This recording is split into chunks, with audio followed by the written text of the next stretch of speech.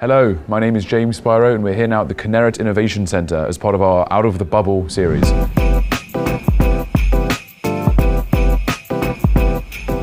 Now I'm joined now with Noam Azran, the CEO of BeeFree Agro. Noam, hi. Hi James, it's good to be here. Thank you for coming. Thank you for speaking with me.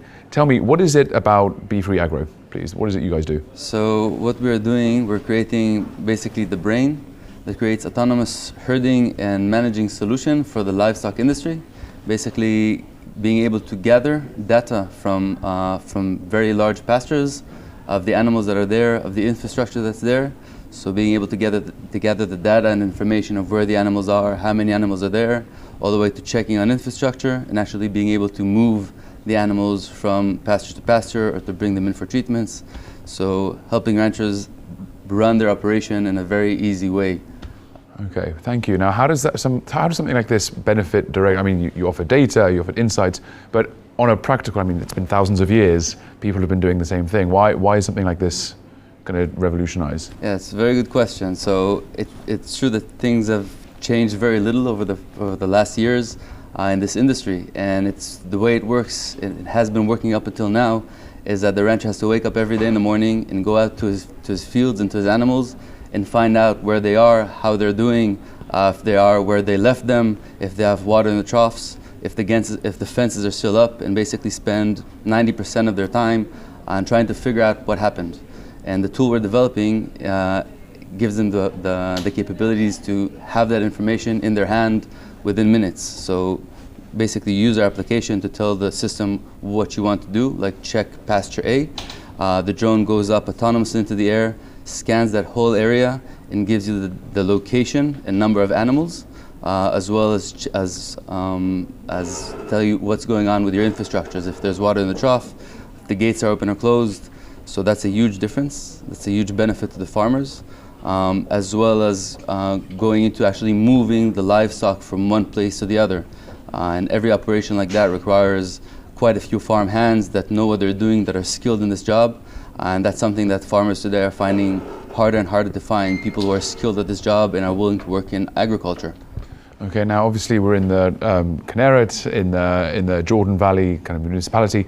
What is it about this region that makes something like your company so beneficial here as opposed to anywhere else? So in Israel, most of the cattle and most of the livestock is grown in the north. It's where we have better pastures and more open range.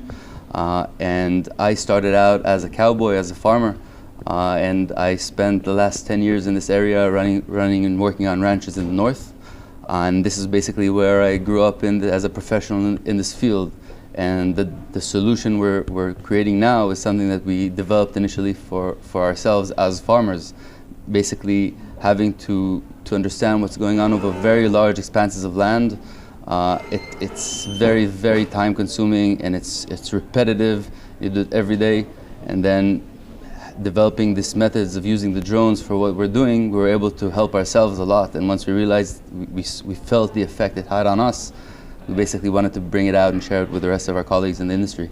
Okay, so now the cattle and the fields and the agriculture, it's very different from the Tel Aviv, Sarona, high-tech setting.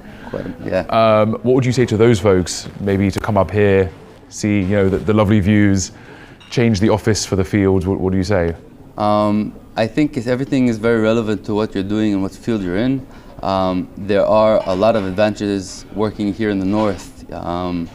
You get to live in a nice area with open spaces.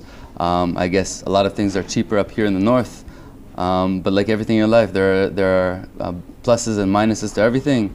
I can tell you, running a company here, we find it a bit harder to find high quality programmers and engineers.